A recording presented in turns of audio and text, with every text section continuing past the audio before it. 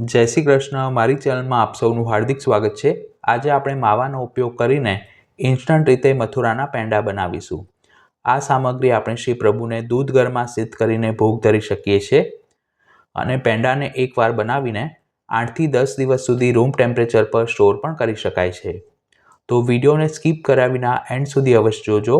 Recipe પસંદ આવે તો તેને લાઇક અને શેર કરવાનું ન ભૂલશો। તો સૌ પ્રથમ એક નોનસ્ટિક પેનમાં 2 ચમચી જેટલું ઘી લઈ તેને લો ફ્લેમ પર ગરમ કરીશું।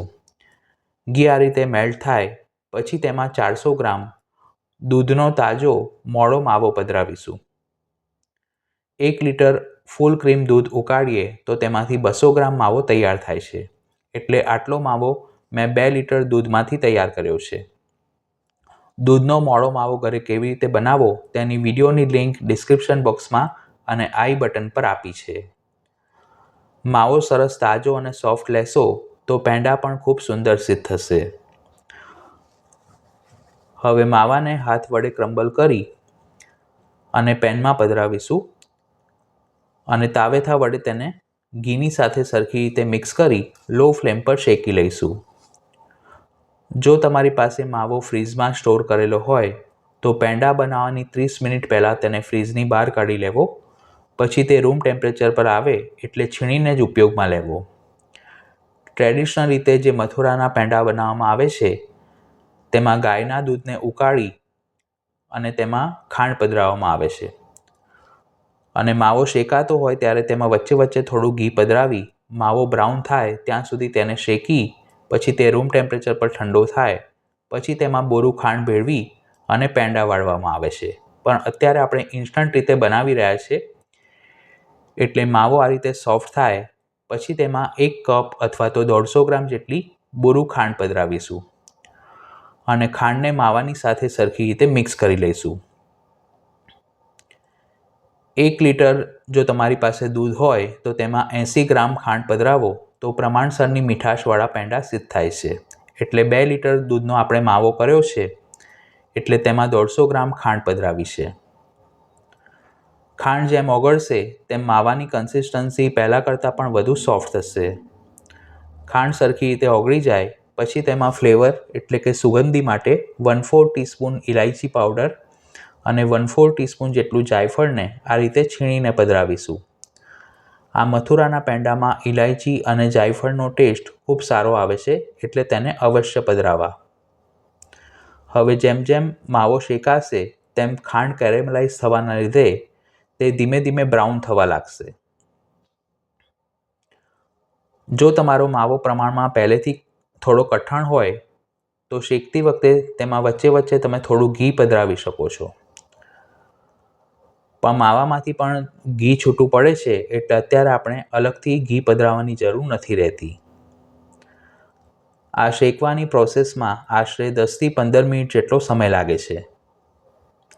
આ સિવાય પણ બીજા ઘણા બધા પ્રકારના પેંડા અને બરફીની સામગ્રી મેં ચેનલ પર પોસ્ટ કરી છે, તેના પણ પ્લેલિસ્ટની લિંક મેં ડિસ્ક્રિપ્શન બોક્સમાં અને આઈ બટન પર આપી છે। જેમ જેમ માવો શેકાશે તેમ તેનો રંગ પહેલાં કરતાં ધીમે ધીમે બદામી થવા લાગશે અને જાળી પડતી પણ દેખાશે।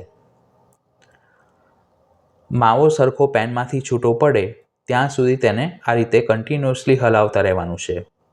ગેસ ધીમો જ રાખવો જેથી માવો પેનમાં બિલકુલ ચોંટે નહીં અને ઓવરકુક પણ ન થાય। આ રીતનો સહેજ ડાર્ક બદામી રંગનો થાય ત્યાં સુધી તેને શેકીશું। પછી તેને એક થાળી કે પ્લેટમાં કાઢી અને તાવેથા વડે સરખો ફેલાવી રૂમ ટેમ્પરેચર પર ઠંડો થવા દઈશું।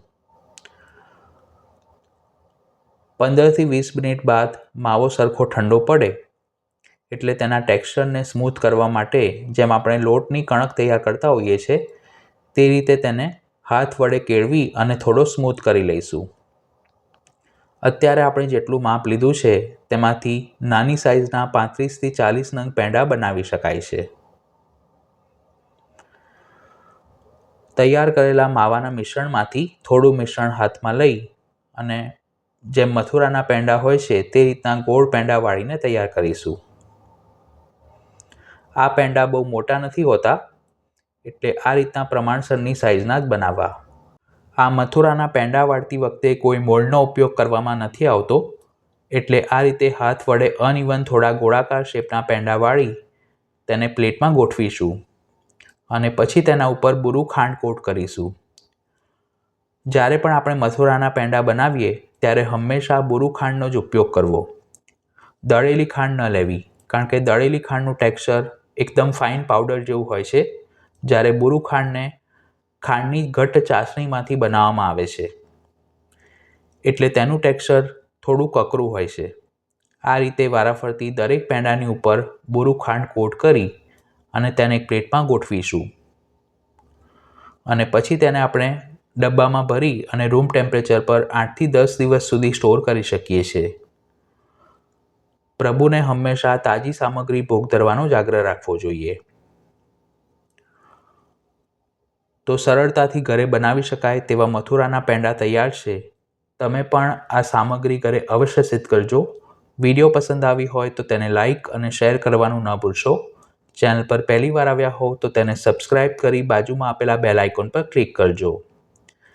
Thanks for watching this video.